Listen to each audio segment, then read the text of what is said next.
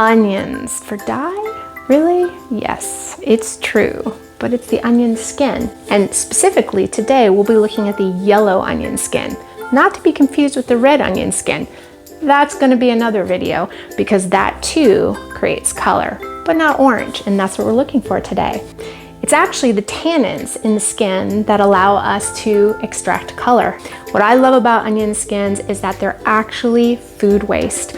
What do you do with your onion skins after you cook? You probably just throw them away. Instead, you can collect them and save them and brew up a beautiful pot of orange dye. So go make friends with your produce person and see if they're willing for you to snag all those onion skins.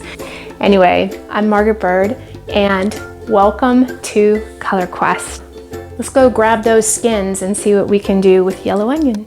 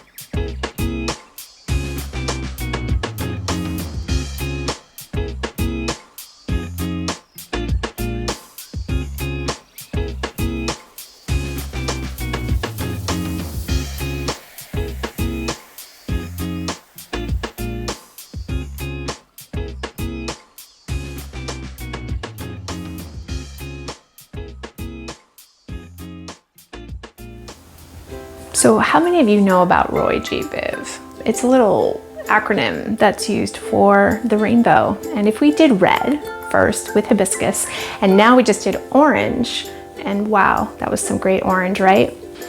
Then yellow would be the Y in Roy, and that's what the next color is.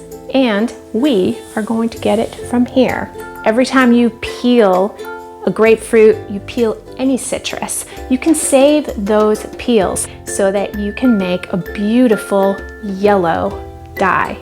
I'm kind of excited because I haven't had grapefruit in a really long time, and instead of throwing the peels into the garbage, I'm going to be saving these peels and putting them into my dye pot. So, grapefruit, thank you.